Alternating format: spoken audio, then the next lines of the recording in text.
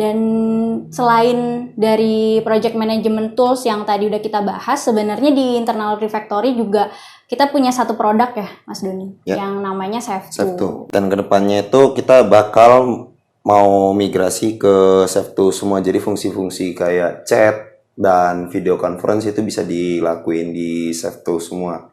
Jadi kita meminimalisir yang tadinya kita pecah jadi 3 antara board, mungkin catatan, dan juga komunikasi, itu bisa dilakuin di Save2 semua ke depannya.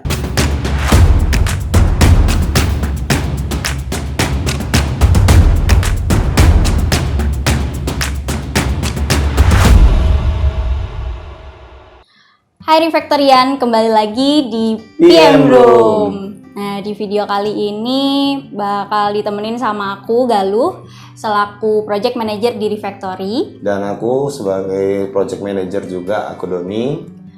Oke, dan di video kali ini kita akan membahas tentang Project Management Tools yang sangat membantu keseharian kita ya Mas Doni ya, sebagai Project Manager. Ya, Project Management Tools yang dimaksud di sini adalah alat-alat bantu apa aja sih yang biasanya memudahkan kita dalam memanage sebuah project. Tapi sebelumnya untuk Project Management Tools ini lebih ke pengertiannya apa aja sih alat yang kita gunakan untuk mempermudah kita dalam memanage sebuah project. Nah, kayak banyak banget sih, nggak cuma yang berbentuk board, tapi juga ada alat komunikasi, terus catatan seperti Notion. Mungkin kalau misalkan awalannya biar lebih paham, mungkin Project Management Tools apa aja sih yang biasanya Mbak Galuh pakai? Nah, kalau dari penjelasan Mas Doni sebelumnya itu kan ada dibagi beberapa jenis tuh. Ada yang buat komunikasi, terus buat proses pencatatan, dan juga board yang biasa digunakan untuk pembagian task. Jadi progress ticket. Ya, betul. Nah, itu kalau sepengalaman aku selama ini biasanya menggunakan Jira, terus ada Azure untuk boardnya, terus untuk proses komunikasinya itu pernah juga menggunakan Slack dan juga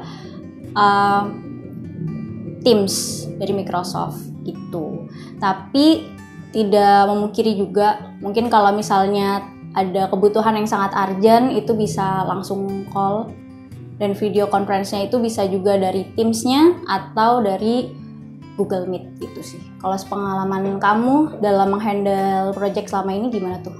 Kalau dari aku sih yang paling sering pastinya Jira ya, yang paling sering dipakai untuk boardnya, dan untuk komunikasinya sama kurang lebih Slack sama Microsoft Teams. Itu tergantung dari project apa yang kita handle-nya, karena ada beberapa kebutuhan kayak misalkan menyimpan BRD ataupun Figma itu di satu tempat, yaitu Microsoft Teams kalau di salah satu projectku, dan kadang juga itu ya kita tetap juga menggunakan Excel yang nanti kita bisa share ke beberapa klien gitu, yang aksesnya, maksud aku aksesnya.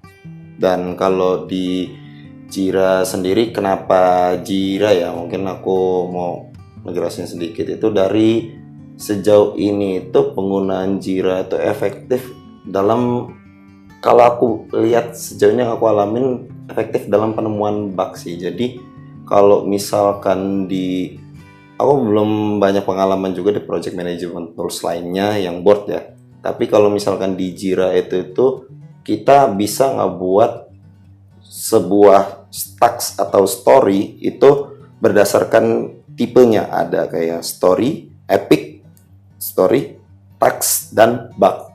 Jadi kita bisa ngedefine perbedaannya dari task tersebut itu merupakan task baru yang akan dikerjakan atau memang task itu dibuat karena ada bug sih, yang aku lihat seperti itu. Oke. Jadi dari list-list tadi itu udah langsung terkoneksi dengan tiket-tiket yang dikerjakan oleh engineer siapa gitu ya? Benar, dan kita juga bisa ngelihat progres hariannya. Kita bisa monitoring itu tuh untuk satu tiket itu tuh pengerjaannya berapa lama, itu semua udah ada sih di Jira. Jadi langsung tercatat semuanya. Benar. Oke, jadi yang di Azure juga sama sih, kurang lebih bisa melakukan pengecekan itu juga. Terus kita bisa dapat notifikasi juga kalau ada perubahan state dari pengerjaan si engineer gitu. Dan kemudian dari beberapa manajemen tools yang tadi udah kita sebutin ya Mas Doni ya, di luar sana juga masih banyak sekali manajemen tools yang ada gitu yang bisa digunakan. Jadi bisa dipilih itu sesuai dengan kebutuhan dan scope project yang mungkin sedang dikelola. Gitu nggak sih? Benar. Kayak misalkan yang tadi aku bilang kayak Microsoft Teams, kita bisa nyimpen semua beberapa file di sana. Sebenarnya di Jira juga bisa kita untuk menyimpan BRD nanti. Di Atlassian itu juga nantinya ada kayak bisa terintegrasi sama Confluence, tempat kita menyimpan beberapa catatan, dan kita bisa masukin beberapa link kayak Notion ataupun sebuah video mungkin, atau juga bisa kita tambahin Loom di dalamnya. Oke, terus selain itu juga yang aku tahu ada Asana, terus Trello. Bootcamp, ada Trello juga. Masih banyak sih, jadi disesuaikan lagi juga dengan scope si project. Yang penting di dalam manajemen tools itu bisa memudahkan kita dalam proses monitoring dan pengecekan progresnya gitu.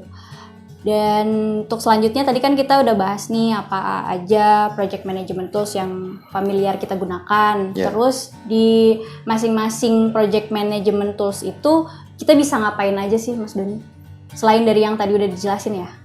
Oke, selain yang tadi udah dijelasin itu, kita tuh bisa ngintegrasiin dengan project management tools lainnya. Jadi selain yang aku sebutin tadi itu, kita juga bisa naruh masing-masing deskripsi, dan ketika deskripsi dalam tiket tersebut itu tidak sesuai, kita tuh bisa loh untuk memberikan komen dan kita memberikan contoh yang benar seperti apa, atau masih ada kekurangan di dalam task tersebut yang tujuannya juga tercatat di dalam satu task tersebut itu pembahasannya udah di scope yang itu aja gitu. Terus yang paling kepake di situ, dan ya kita bisa ngebuat chart-nya agar kita bisa tahu ini koneksinya ke task yang mana aja sih. Fitur besarnya apa. Besarnya. Terus selain yang tadi juga ya, mungkin aku tambahin di sini, teman-teman juga bisa menandai ketika selesai di testing.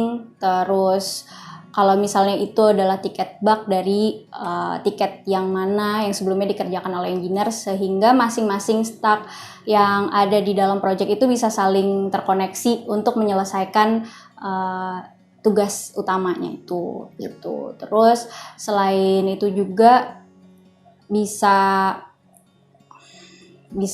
menambahkan komentar, nge-tag orang di komen juga biar orangnya lebih bisa lebih notice dengan adanya komentar itu. Terus kita juga bisa memonitoring secara real time pergerakan dari tiket-tiket si engineer di tim kita gitu. Selain itu kita juga bisa ekspor data dari sana kan ya Mas Doni. Jadi kita bisa ngambil data di sana dan dijadikan reporting ke klien.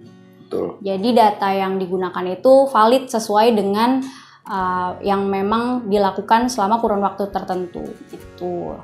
Terus di dalam manajemen tools yang tadi biasanya kita gunakan, di situ kita juga bisa meng-custom sih, memilih board jenis apa yang ingin digunakan, seperti Kanban ataupun sprint. Jadi di situ bisa ada tanggalnya juga, kurun waktu dari proses pengerjaannya dari tanggal berapa sampai tanggal berapa.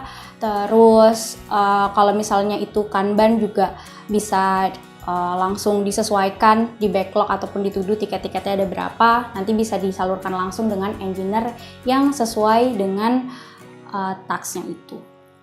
Gitu. Dan selain dari project management tools yang tadi udah kita bahas, sebenarnya di internal Refactory juga kita punya satu produk ya Mas Doni, yang namanya Save2 gitu. Jadi kita sangat familiar juga dengan penggunaan Save2 di Refactory.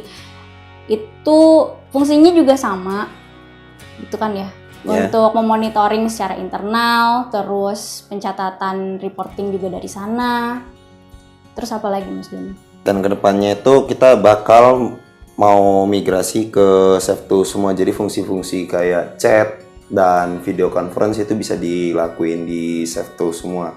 Jadi kita meminimalisir yang tadinya kita pecah jadi 3 antara board, mungkin catatan dan juga komunikasi, itu bisa dilakuin di SafeTool semua ke depannya. Untuk ke depannya dan masih dalam proses development gitu dari Refactory sih teman-teman. Dan terus apa sih pentingnya project management tools bagi seorang project manager? Yang aku rasain sangat penting banget, terutama di bagian monitoring ya, Mbak Galuh. Karena kita benar-benar bisa melihat catatan versi besarnya itu dan lengkap itu ada di dalam satu project management tools. Jadi kita bisa ngelihat progres mereka dan apa yang mereka kerjakan dan siapa yang mengerjakan, terus sudah sejauh mana pengerjaannya itu, dan kita bisa memperkirakan waktu dari board-board tersebut. Ya sih, setuju banget. Sama kita juga bisa memperkirakan kalau misalnya nanti ada resiko-resiko yang bisa timbul dari pengerjaan tiket yang masih menumpuk misalnya di backlog ataupun di to-do, sedangkan waktunya sudah deadline harus selesai tapi itu masih belum dikerjakan, kita bisa mencari jalan keluarnya supaya tiket itu bisa segera terselesaikan. Kita bisa menyalurkan kepada engineer yang mungkin masih low tax. Nah. Gitu. Jadi karena di situ datanya bisa terlihat semua, kita bisa menyalurkan tiket-tiket itu sesuai dengan proporsinya dari masing-masing engineer di tim gitu. Terus kalau misalnya ada bug yang ditemukan oleh QA juga bisa langsung tersalurkan kepada engineer terkait karena kan di situ tiketnya jelas mana yang dites, terus dikasih label juga dari QA dan nanti bisa langsung dikerjakan, dipindahkan sesuai dengan state in progress-nya. Benar. Gitu. Dan di sana juga kan bisa ada waktunya ya, waktu estimasi penyelesaian dari task-nya. Ya, itu tercatat. Jadi kita bisa, karena itu semua tercatat, itu memudahkan kita sebagai project manager untuk mendeteksi itu ketika ada blocker atau dan lain-lainnya bisa disesuaikan dengan estimasi yang sudah sesuai di dalam tiketnya gitu kan ya.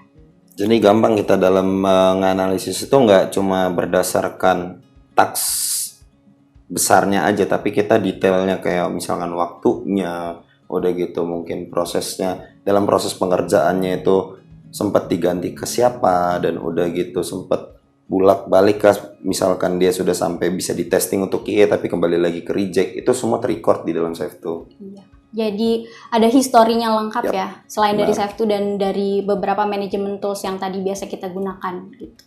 Betul. Itu sih. Dari semua yang kita udah sebutin ya, apa sih menurut Mbak Galuh yang paling penting banget dari project management tools ini? Ya maksudnya yang paling kepake dalam keseharian Mbak Galuh itu di sisi apanya gitu loh? Di sisi dari pencatatan progresnya sih, karena dari manajemen tools yang aku pakai tadi itu bisa lihat grafik juga kan, berapa banyak tiket yang sudah close, berapa banyak tiket yang resolve, berapa banyak tiket yang kena rejected dan lagi in progress gitu. Terus kita juga selain grafik-grafik itu pencatatan-pencatatan yang harus diberikan ke klien jadi juga lebih jelas. Itu sama pentingnya lagi itu kita bisa menulis deskripsi tiket dan dokumen-dokumen lain itu bisa disimpan di sana. Jadi pengerjaan engineer juga lebih mudah dengan pencatatan itu. Kita bisa memasukkan semuanya di situ secara detail. Itu sih.